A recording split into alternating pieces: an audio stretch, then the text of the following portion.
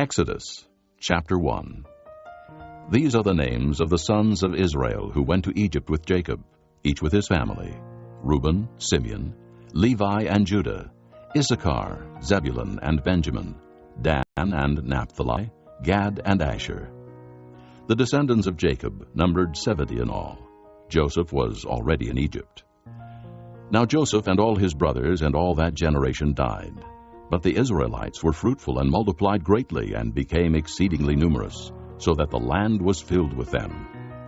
Then a new king, who did not know about Joseph, came to power in Egypt. "Look," He said to his people, the Israelites have become much too numerous.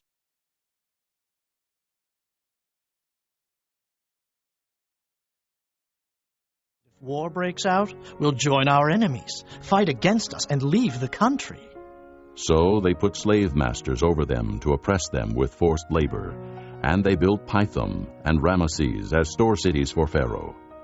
But the more they were oppressed, the more they multiplied and spread. So the Egyptians came to dread the Israelites and worked them ruthlessly. They made their lives bitter with hard labor in brick and mortar, and with all kinds of work in the fields. In all their hard labor, the Egyptians used them ruthlessly.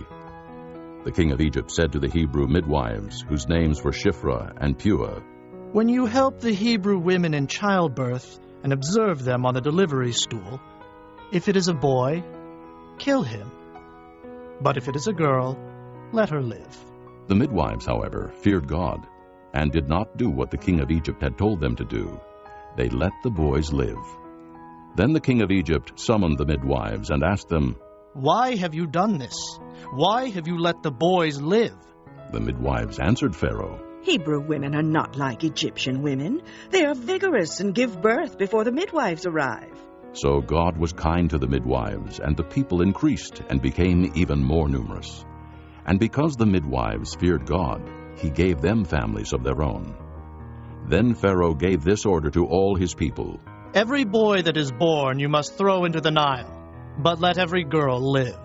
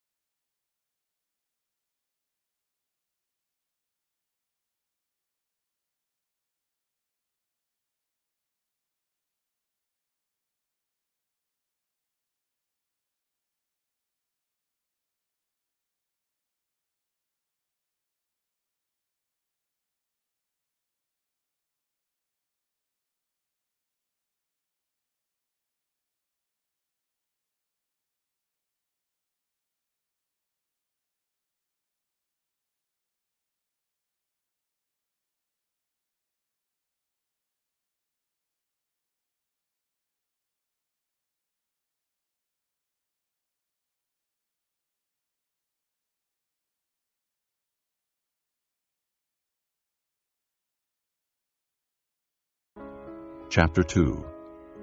Now a man of the house of Levi married a Levite woman, and she became pregnant and gave birth to a son. When she saw that he was a fine child, she hid him for 3 months. But when she could hide him no longer, she got a papyrus basket for him and coated it with tar and pitch.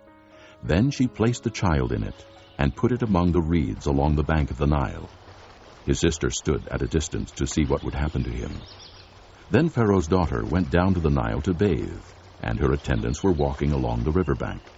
She saw the basket among the reeds and sent her slave girl to get it. She opened it and saw the baby. He was crying, and she felt sorry for him. This is one of the Hebrew babies, she said. Then his sister asked Pharaoh's daughter, Shall I go and get one of the Hebrew women to nurse the baby for you? Yes, go. She answered, and the girl went and got the baby's mother. Pharaoh's daughter said to her, Take this baby and nurse him for me, and I will pay you. So the woman took the baby and nursed him.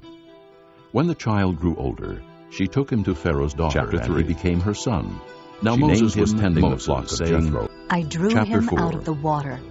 One day after Moses had grown up, Now Moses was where his own people were and watched his father hard labor. Priest of Midian, he saw an Egyptian beating a Hebrew, side of his own people, and came to Horeb, glancing this way and that. God, and seeing no one, there the angel of the Lord appeared to him in flames of fire from within a bush. The next day he went out and saw two Hebrews fighting. The bush was on fire. He asked the one in the wrong, "Why are you hitting your fellow Hebrew?" The man said, "Go over and see." "Who made you ruler and judge over us? Are you thinking of killing me as you killed the Egyptian?" Then Moses was afraid and thought, "What I did must have become known." When Pharaoh heard of this, he tried to kill Moses. But Moses fled from Pharaoh and went to live in Midian, where he sat down by a well. Now a priest of Midian had 7 daughters, and they came to draw water and fill the troughs to water their father's flock. Some shepherds came along and drove them away, but Moses got up and came to their rescue and watered their flock. When the girls returned to Reuel, their father, he asked them, "Why have you returned so early today?" They answered, "An Egyptian rescued us from the shepherds. He even drew water for us and watered the flock." "And where is he?" he asked his daughters. "Why did you leave him? Invite him to have something to eat." Moses agreed to stay with the man who gave his daughter Zipporah to Moses in marriage. Zipporah gave birth to a son, and Moses named him Gershom, saying, "I have become an alien in a foreign land." During that long period, the king of Egypt died. The Israelites groaned in their slavery and cried out, and their cry for help because of their slavery went up to God. God heard their groaning, and he remembered his covenant with Abraham, with Isaac, and with Jacob. So God looked on the Israelites and was concerned about them.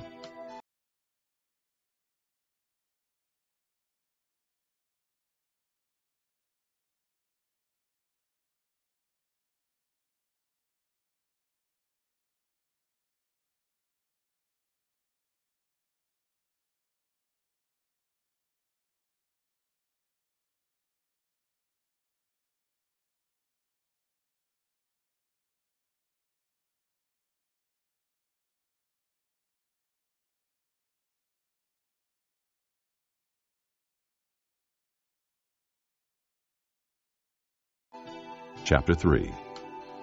Now Moses was tending the flock of Jethro, his father-in-law, the priest of Midian, and he led the flock to the far side of the desert and came to Horeb, the mountain of God. There the angel of the Lord. Chapter 4. Moses answered. Chapter 3. Now Moses was tending the flock of Jethro, his father-in-law, the priest of Midian, and he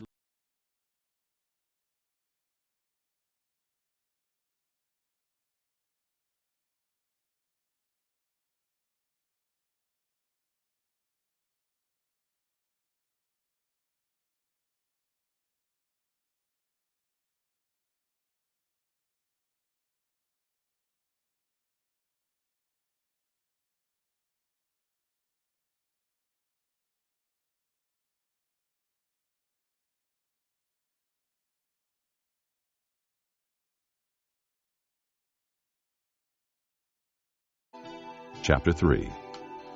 Now Moses was tending the flock of Jethro, his father-in-law, the priest of Midian, and he led the flock to the far side of the desert and came to Horeb. Chapter 3. Now Moses was tending the flock of Jethro, his father-in-law, the priest of Midian, and he led the flock to the far side of the desert and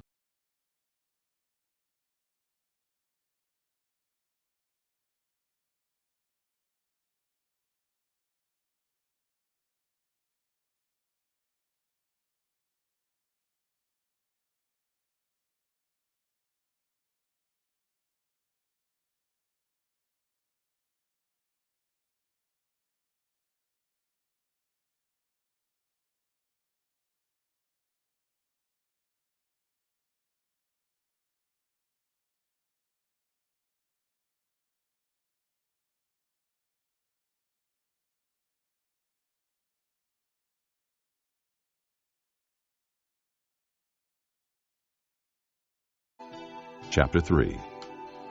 Now Moses was tending the flock of Jethro, his father-in-law, the priest of Midian, and he led the flock to the far side of the desert and came to Horeb, the mountain of God. There the angel of the Lord appeared to him in flames of fire from within a bush. Moses saw that though the bush was on fire, it did not burn up. So Moses thought, "I will go over and see this strange sight."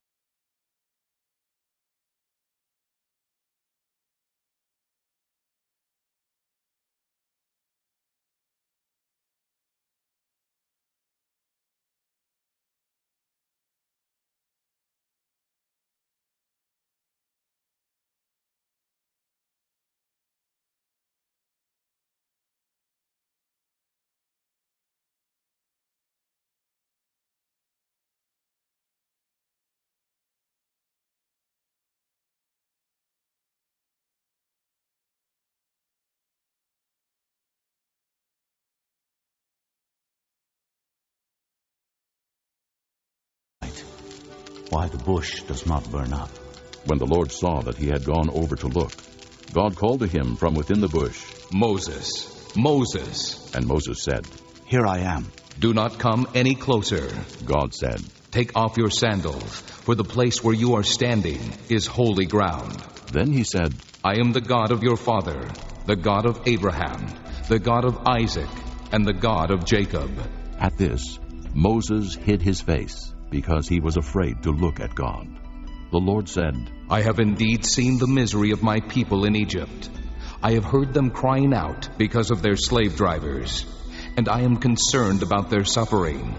So I have come down to rescue them from the hand of the Egyptians, and to bring them up out of that land into a good and spacious land, a land flowing with milk and honey, the home of the Canaanites, Hittites, Amorites, Perizzites, Hivites, and Jebusites.